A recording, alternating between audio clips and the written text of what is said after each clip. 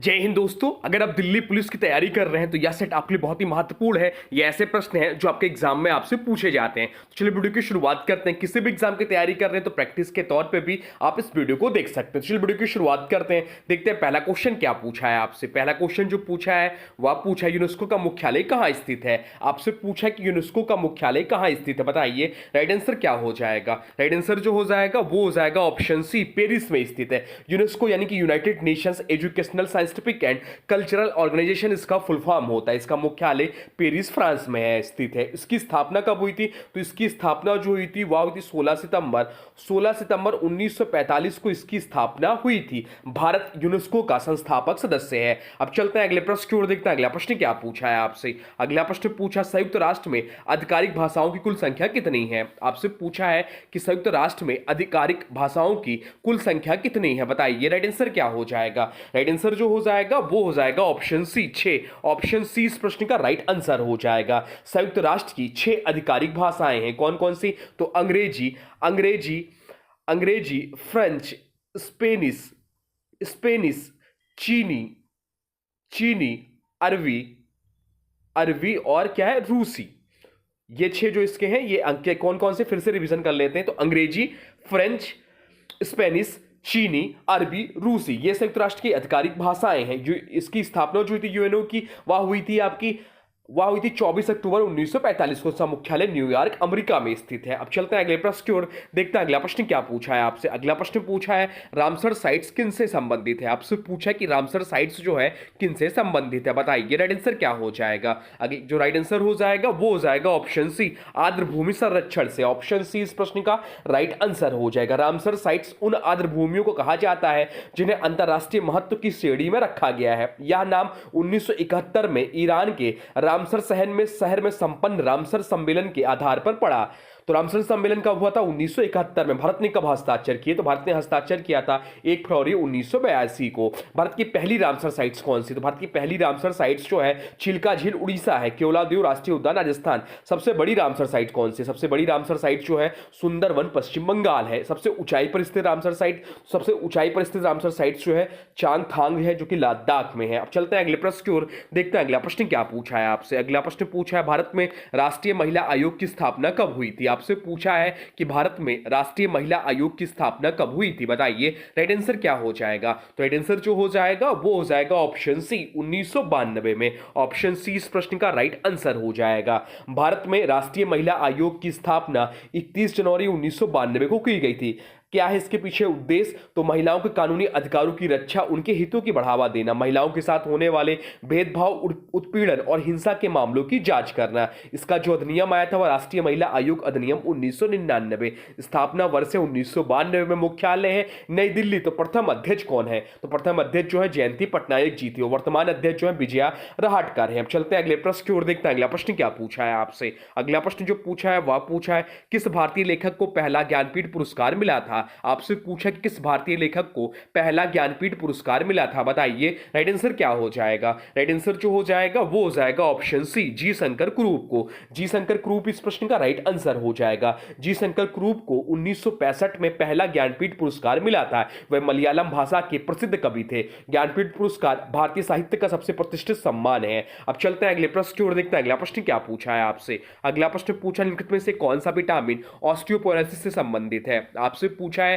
कि निम्नलिखित में से कौन सा विटामिन ऑस्टियोपोरोसिस से संबंधित है, बताइए राइट आंसर क्या हो जाएगा। राइट आंसर जो हो जाएगा वो हो जाएगा ऑप्शन डी, विटामिन डी इस प्रश्न का राइट आंसर हो जाएगा। विटामिन डी की कमी से बच्चों में रिकेटस और बड़ों में ऑस्टियोमलेशिया होता है। विटामिन डी का प्राकृतिक सूत्र क्या है, तो विटामिन डी के प्राकृतिक सूत्र जो है वह है सूर्य की रोशनी प्राथमिक है, और अन्य सूत्र जो है अंडों की जर्दी, मछली का तेल, दूध और उसके सप्लीमेंट्स हैं। ऑस्टियोपोरोसिस एक ऐसी बीमारी है जिसमें हड्डियां कमजोर और भंगुर हो जाती हैं, या हड्डियों में कैल्शियम और मिनरल की कमी के कारण होता है।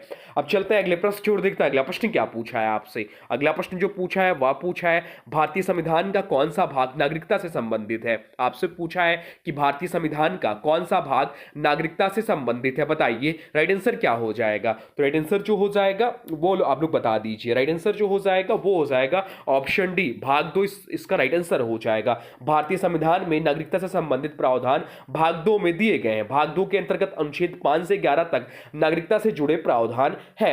अब चलते हैं अगले प्रश्न की ओर, देखते हैं अगला प्रश्न क्या पूछा है आपसे। अगला प्रश्न जो पूछा है वह पूछा है हॉर्नबिल उत्सव भारत किस राज्य से संबंधित है। आपसे पूछा है कि हॉर्नबिल उत्सव जो है भारत के किस राज्य से संबंधित है, बताइए राइट आंसर क्या हो जाएगा। राइट आंसर जो हो जाएगा वो हो जाएगा ऑप्शन सी, नागालैंड इस प्रश्न का राइट आंसर हो जाएगा। हॉर्नबिल उत्सव नागालैंड राज्य में हर वर्ष 1 से 10 दिसंबर तक आयोजित किया जाता है। यह उत्सव नागालैंड की जनजातीय संस्कृति, संगीत, नृत्य और परंपराओं को प्रदर्शित करने के लिए प्रदर्शित है। इस उत्सव का नाम राज्य पक्षी ग्रेट इंडियन हॉर्नबिल के नाम पर रखा गया। इसे यहाँ त्योहारों का त्योहार भी कहा जाता है। बाकी बात क्यों रही नागालैंड की, तो इसकी राजधानी जो है कोहिमा है। इसकी स्थापना वर्ष 1 दिसंबर 1963 को इसका स्थापना हुआ था। राज्य गठन 16वां राज्य भारत का बना था, भारतीय संघ में शामिल हुआ था। अब चलते हैं अगले प्रश्न की ओर, देखते हैं अगला प्रश्न क्या पूछा है आपसे। अगला प्रश्न पूछा निम्नलिखित में से किस वनस्पति जगत के पौधों को शैवाल के नाम से जाना जाता है। आपसे पूछा है कि निम्नलिखित में से किस वनस्पति जगत के पौधों को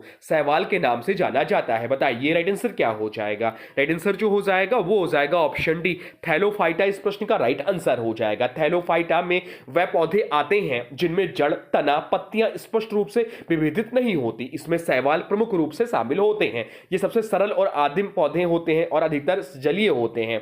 बाकी विकल्पों की बात करें तो एंजियोस्पर्म फूल वाले पौधे होते हैं जिनमें बीज फल के अंदर होते हैं।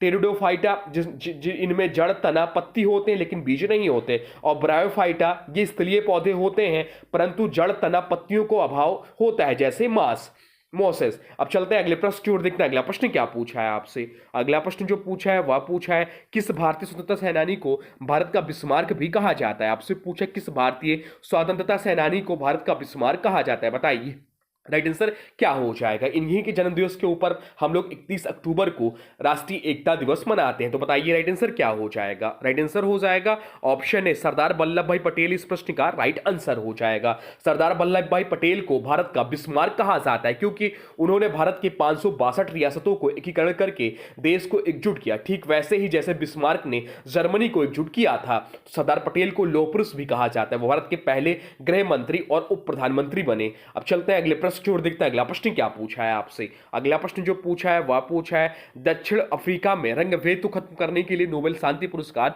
किसे मिला था। आपसे पूछा कि दक्षिण अफ्रीका में रंगभेद को खत्म करने के लिए नोबेल शांति पुरस्कार किसे मिला था, बताइए राइट आंसर क्या हो जाएगा। तो राइट आंसर जो हो जाएगा वो हो जाएगा ऑप्शन ए, नेल्सन मंडेला इस प्रश्न का राइट आंसर हो जाएगा। नेल्सन मंडेला को दक्षिण अफ्रीका में रंगभेद को समाप्त करने और शांति स्थापित करने कि उनके प्रयासों के लिए 1993 में नोबेल शांति पुरस्कार दिया गया। यह पुरस्कार उन्हें FWD क्लार्क के साथ संयुक्त रूप से प्रदान किया गया था। मंडेला दक्षिण अफ्रीका के पहले अश्वेत राष्ट्रपति बने। उन्होंने 27 वर्षों तक जेल में रहने के बाद भी अहिंसक संघर्ष का मार्ग अपनाया। उन्हें अफ्रीका का गांधी भी कहा जाता है। पूछ लेते हैं आपसे अफ्रीका का गांधी किसे कहा जाता है, तो नेल्सन मंडेला को ही अफ्रीका का गांधी कहा जाता है। अब चलते हैं अगले प्रश्न की ओर, देखते हैं अगला प्रश्न क्या पूछा है आपसे। अगला प्रश्न पूछा भारत का प्रथम राज्यसभा सांसद कौन था जिसे राष्ट्रपति ने नामित किया था। आपसे पूछा कि भारत का प्रथम राज्यसभा सांसद कौन था जिसे राष्ट्रपति ने नामित किया था, बताइए राइट आंसर क्या हो जाएगा। राइट आंसर हो जाएगा ऑप्शन ए, सर्वपल्ली राधाकृष्णन इस प्रश्न का राइट आंसर हो जाएगा। डॉक्टर सर्वपल्ली राधाकृष्णन भारत के प्रथम नामित राज्यसभा सांसद थे। उन्हें 1962 में भारत के राष्ट्रपति द्वारा राज्यसभा के लिए नामित किया गया। वह एक महान दार्शनिक, शिक्षाविद और स्वतंत्र भारत के पहले उपराष्ट्रपति भी बने। भारत में 5 सितंबर को शिक्षक दिवस के रूप में उनकी जयंती मनाई जाती है। अब चलते हैं अगले प्रश्न की ओर, देखते हैं अगला प्रश्न क्या पूछा है आपसे। अगला प्रश्न पूछा है निम्नलिखित में से कौन सा शिखर झारखंड का सबसे ऊंचा शिखर है। आपसे पूछा कि निम्नलिखित में से कौन सा शिखर झारखंड का सबसे ऊंचा शिखर है, बताइए राइट आंसर क्या हो जाएगा। राइट आंसर हो जाएगा ऑप्शन डी, पारसनाथ इस प्रश्न का राइट आंसर हो जाएगा। पारसनाथ पर्वत झारखंड का सबसे ऊंचा शिखर है। पारसनाथ शिखर को श्री संवेद शिखर जी भी कहा जाता है। यह झारखंड के गिरिडीह जिले में स्थित है। इसकी ऊंचाई लगभग 1365 मीटर यानी कि 4479 फीट है, जो झारखंड का सबसे ऊंचा पर्वत शिखर है। यह जैन धर्म के लिए अत्यंत पवित्र स्थल है क्योंकि 24 में से 20 तीर्थंकरों ने यहां निर्वाण प्राप्त किया है। अब बाकी विकल्पों की बात करें तो कांगटू जो है अरुणाचल प्रदेश का सबसे ऊंचा शिखर, गिरनार गुजरात में स्थित है, और अनामुड्डी केरल का सबसे ऊंचा शिखर और दक्षिण भारत का भी सबसे ऊंचा शिखर है। अब चलते हैं अगले प्रश्न की ओर, देखते हैं अगला प्रश्न क्या पूछा है आपसे। अगला प्रश्न पूछा है अंतरराष्ट्रीय बाघ दिवस हर वर्ष कितनी तारीख को मनाया जाता है। आपसे पूछा कि अंतरराष्ट्रीय बाघ दिवस हर वर्ष कितनी तारीख को मनाया जाता है, बताइए राइट आंसर क्या हो जाएगा। राइट आंसर हो जाएगा ऑप्शन सी 29 जुलाई को। 29 जुलाई इस प्रश्न का राइट आंसर हो जाएगा। यह दिवस हर वर्ष 29 जुलाई को मनाया जाता है ताकि लुप्त प्राय बाघों के संरक्षण और उनके प्राकृतिक आवासों के प्रति जागरूकता बढ़ाई जाए। बाकी बात करें जुलाई माह के, तो चलिए जुलाई माह के महत्वपूर्ण दिवसों को रिवीजन कर लेते हैं। 1 जुलाई को राष्ट्रीय चिकित्सक दिवस मनाया जाता है। 1 जुलाई को ही जीएसटी दिवस भी मनाया जाता है। 4 जुलाई को अमेरिका का स्वतंत्रता दिवस मनाया जाता है। 11 जुलाई को विश्व जनसंख्या दिवस मनाया जाता है। 17 जुलाई को विश्व अंतर्राष्ट्रीय न्याय दिवस मनाया जाता है। तो 18 जुलाई को नेल्सन मंडेला दिवस मनाया जाता है। 26 जुलाई कारगिल दिवस मनाया जाता है। तो 28 जुलाई को विश्व हेपेटाइटिस दिवस मनाया जाता है। 29 जुलाई को अभी हम लोग पढ़े अंतरराष्ट्रीय बाघ दिवस मनाया जाता है। अब चलते हैं अगले प्रश्न की ओर, देखते हैं अगला प्रश्न क्या पूछा है आपसे। अगला प्रश्न पूछा है भारत में निम्नलिखित में से किस राज्य में लिंगराज मंदिर स्थित है। आपसे पूछा है कि भारत के निम्नलिखित में से किस राज्य में लिंगराज मंदिर स्थित है, बताइए राइट आंसर क्या हो जाएगा। राइट आंसर हो जाएगा ऑप्शन ए उड़ीसा इस प्रश्न का राइट आंसर हो जाएगा। लिंगराज मंदिर भारत के उड़ीसा राज्य की राजधानी भुवनेश्वर में स्थित है। यह मंदिर भगवान शिव को समर्पित है और केदार वैश्वर रूप में पूजा होती। यह मंदिर कलिंग शैली का अद्भुत उदाहरण है। इसका निर्माण 11वीं शताब्दी में किया गया था। चलते हैं अगले प्रश्न की ओर, देखते हैं अगला प्रश्न क्या पूछा है आपसे। अगला प्रश्न पूछा है दिल्ली के प्रसिद्ध लौह स्तंभ का निर्माण किस वंश के शासक ने करवाया था। आपसे पूछा कि दिल्ली के प्रसिद्ध लौह स्तंभ का निर्माण किस वंश के शासक ने करवाया था, बताइए राइट आंसर क्या हो जाएगा। राइट आंसर हो जाएगा ऑप्शन ए गुप्त वंश ने करवाया था। दिल्ली के कुतुब परिसर में स्थित प्रसिद्ध लौह स्तंभ का निर्माण गुप्त वंश के महान शासक चंद्रगुप्त द्वितीय विक्रमादित्य के शासनकाल में कराया गया था। लौह स्तंभ की विशेषताएं बताएं आपको, तो यह लगभग 7 मीटर ऊंचा और 6 टन वजनी है। यह जंग नहीं लगने वाले लौह से बना है। इसकी धातुकारी तकनीक को दर्शाता है। इस पर संस्कृत में ब्राह्मी लिपि में शिलालेख अंकित है। यह भारत की प्राचीन धातु कला की श्रेष्ठता का प्रतीक है। अब चलते हैं अगले प्रश्न की ओर, देखते हैं अगला प्रश्न क्या पूछा है आपसे। अगला प्रश्न पूछा है पिट्स इंडिया एक्ट किस वर्ष पारित किया गया था। आपसे पूछा है कि पिट्स इंडिया एक्ट जो है किस वर्ष पारित किया गया था, बताइए राइट आंसर क्या हो जाएगा। राइट आंसर हो जाएगा ऑप्शन डी 1784 में। ऑप्शन डी इस प्रश्न का राइट आंसर हो जाएगा। पिट्स इंडिया एक्ट को ईस्ट इंडिया कंपनी एक्ट 1784 भी कहा जाता है। पिट्स इंडिया एक्ट का नाम ब्रिटिश प्रधानमंत्री विलियम पिट द यंगर के नाम पर रखा गया था। यह एक्ट ब्रिटिश संसद द्वारा पारित किया गया था। इस अधिनियम का उद्देश्य ईस्ट इंडिया कंपनी के कार्यों पर नियंत्रण बढ़ाना था। इस एक्ट के माध्यम से बोर्ड ऑफ कंट्रोल की स्थापना की गई, जिसमें कंपनी के राजनीतिक मामलों पर ब्रिटिश सरकार का नियंत्रण हो गया। यह एक्ट 1773 के रेगुलेटिंग एक्ट की कमियों को दूर करने के लिए लाया गया था। अब चलते हैं अगले प्रश्न की ओर, देखते हैं अगला प्रश्न क्या पूछा है आपसे। अगला प्रश्न पूछा है निम्न में से किस मंदिर को ब्लैक पैगोडा के नाम से जाना जाता है। आपसे पूछा कि निम्न में से किस मंदिर को ब्लैक पैगोडा के नाम से जाना जाता है, बताइए राइट आंसर क्या हो जाएगा। राइट आंसर हो जाएगा ऑप्शन बी सूर्य मंदिर को।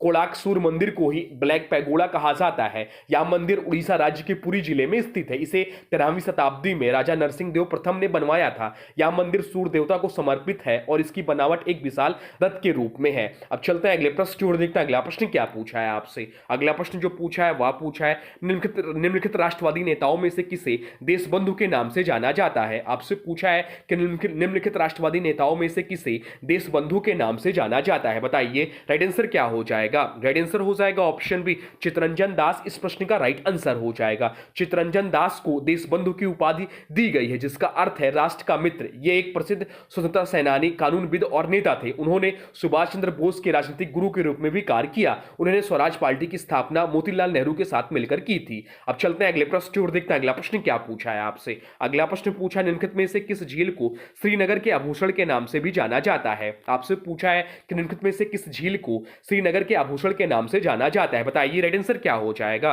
राइट आंसर हो जाएगा ऑप्शन सी डल झील। डल झील इस प्रश्न का राइट आंसर हो जाएगा। डल झील को श्रीनगर का आभूषण या कश्मीर की रानी भी कहा जाता है। यह जम्मू और कश्मीर के श्रीनगर शहर में स्थित है।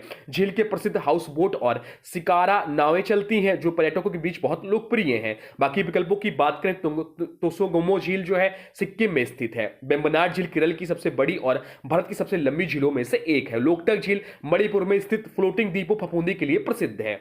तो ये रहे आपके टॉप जी के जीएस के प्रश्न जो आपके आने वाले एग्जाम के लिए बहुत ही महत्वपूर्ण है। अब आज के वीडियो से प्रश्न है, इसका राइट आंसर आप लोग को कमेंट बॉक्स में बताना है। आज के वीडियो से प्रश्न है, निम्नलिखित में से कौन सा विटामिन ऑस्टियोपोरोसिस से संबंधित है। आपसे पूछा है कि निम्नलिखित में से कौन सा विटामिन ऑस्टियोपोरोसिस से संबंधित है। इसका जो भी राइट आंसर होगा कमेंट बॉक्स में जरूर बताइए। और हाँ, वीडियो कैसा लगा इसके बारे में भी जरूर बताइए। और हाँ देखिए, अभी तक आपने वीडियो को लाइक नहीं किया है तो प्लीज वीडियो को लाइक कर दीजिए और चैनल पे नए हैं चैनल को सब्सक्राइब भी कर लीजिए। तो चलिए मिलते हैं एक नए वीडियो में, तब तक के लिए thanks for watching railway exam target channel को।